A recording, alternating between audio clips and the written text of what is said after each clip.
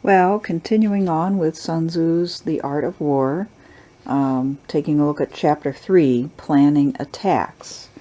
There's several gems in this chapter, so I can't just pick out one. At the very beginning, it says, generally in warfare, keeping a nation intact is best, destroying a nation second best. Keeping an army intact is best, destroying an army second best. Keeping a battalion intact is best, destroying a battalion second best. Keeping a company intact is best, destroying a company second best. Keeping a squad intact is best, destroying a squad second best. Therefore, to achieve 100 victories in 100 battles is not the highest excellence. To subjugate the enemy's army without doing battle is the highest of excellence. Well, I'll stop there for a moment and just pause and think about what's just been said. This translation uses the word intact repeatedly, which I really like. It means that whenever possible, it's better to preserve what is there, not just your own material, although that certainly is the most important from the point of view of the leader of a particular country, but even the material and lives of the enemy. It's better to have these things, the things in the world that are useful to us, than it is to destroy them. It's really a very simple statement, and one that I think probably bears repeating. Sun Tzu in this chapter keeps hammering away at what victory really is, and by implication what the leader's goals ought to be. And right off the bat, he's saying that whenever possible, you should do the least amount of harm. And as we know, Sun Tzu is not somebody who's going to write on and on about morality. He's a realist. So this isn't really about morality so much as it is about just sort of rational self-interest, long-term rational self-interest. Oftentimes in warfare, or even prior to warfare, does destruction have to happen?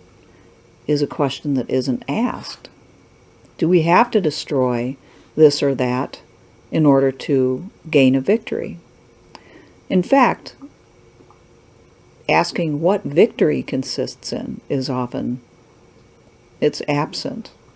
People don't ask these types of questions before they go into a situation of conflict.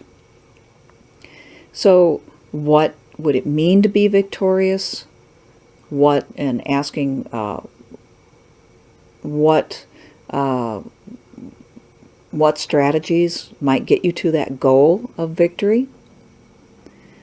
And how many of those strategies do the least amount of harm and therefore gain the most good? So in the second paragraph he says, therefore, to achieve 100 victories in 100 battles is not the highest excellence. To subjugate the enemy's army without doing battle is the highest of excellence. Notice that. To subjugate the enemy's army without doing battle at all. So this gets us back to the point made in previous videos about the art of war that I've made, and that is that the first thing that a general or leader has to do is subjugate his own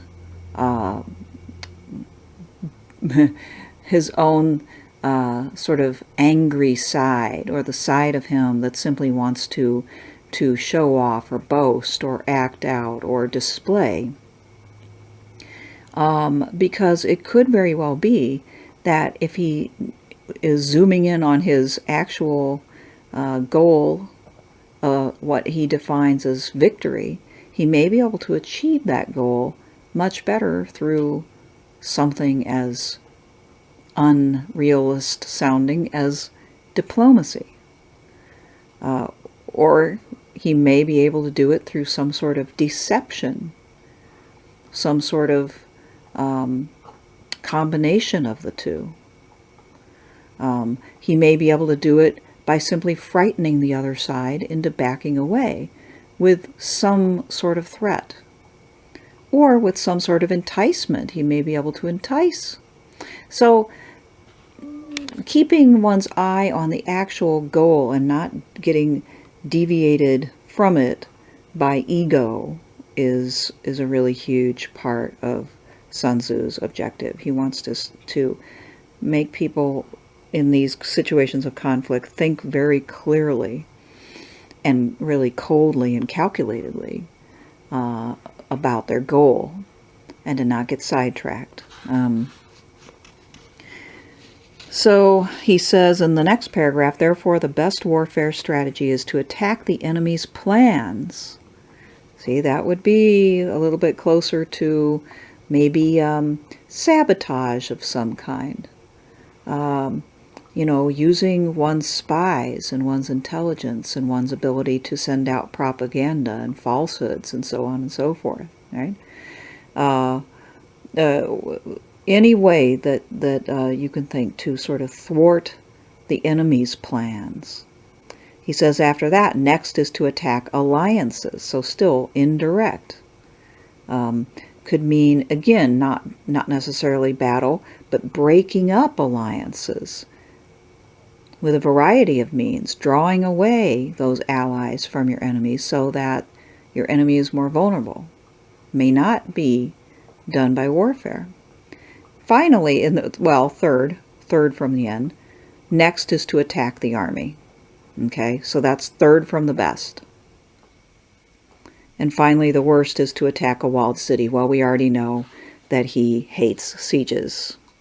So we've already talked about that. He spends a few more paragraphs on sieges, so we'll skip that. He really doesn't like them.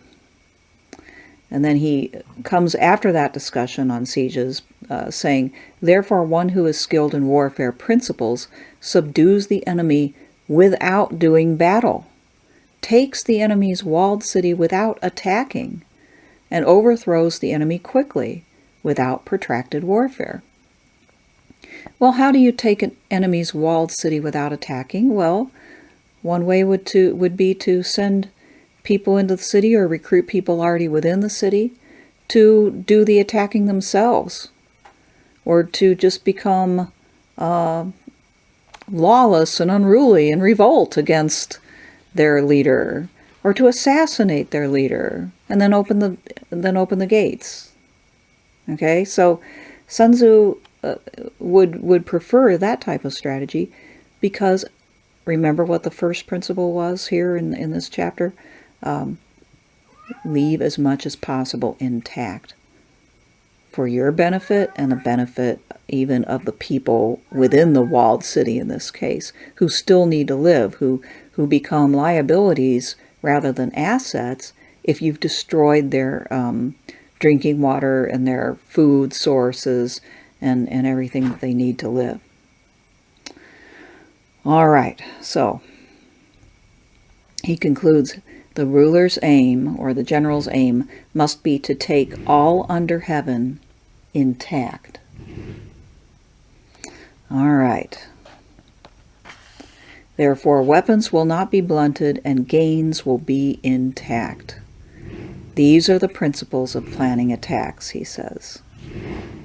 Well, it sounds like my neighbor across the street is revving up his motorcycle again. All right. So that's one important part of the chapter. Then there's some more material a little ways down that I'll just briefly point out. He says, there are 3 ways the ruler can bring difficulty to the army. 1, to order an advance when not realizing that the army is in no position to advance, or to order a withdrawal when not realizing the army is in no position to withdraw. This is called entangling the army. And there are several more paragraphs here that deal with the same thing. A ruler who interferes with the army when he doesn't know what he's doing because he doesn't understand the army. Okay? So this is another big message of Sun Tzu, not only here but in other chapters, that, you know, if you're a ruler or a general, either one, and you stay inside your castle or your tent, and you don't go out and survey the land, and you don't go out and talk to the people beneath you, and you don't go out and figure out what the peasants are thinking and how they live and all of those things, if you don't understand the terrain, the lay of the land, the customs of the people, your own people as well as your enemy, then, and you don't understand military matters, you don't understand how warfare is conducted, but yet you think you know everything, and so you start ordering your army about to do what you want. Well, you put them in a very tough position, and it usually leads to failure. If they obey, then the army will almost certainly fail. So this is, I mean, to flip this around, he's saying, rulers, you cannot sit in your castle. You need to be out there, and you need to learn, and then you will be truly in a position to make orders. If you do not want to get out there and do that, leave it up to your generals. And then another quite famous part of this chapter is near the very end, second paragraph from the end.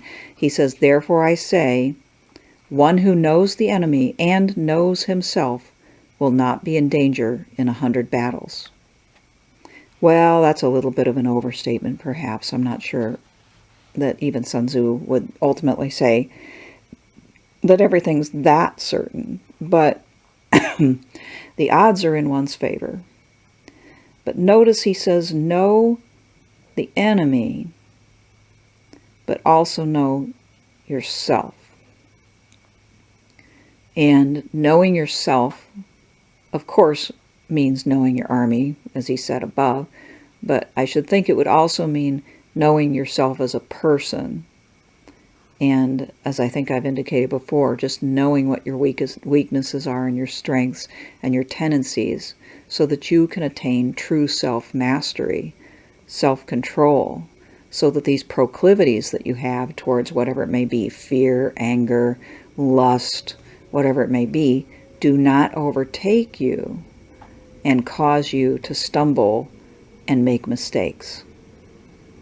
And the very last paragraph, he goes, like he often does, through all other iterations or other possibilities of the same situation. He says, one who does not know the enemy but knows himself will sometimes win and sometimes lose. So 50-50, I guess. And one who does not know the enemy and does not know himself will be in danger in every battle. Well, who can argue with that? One who does not know very much should not take on very much.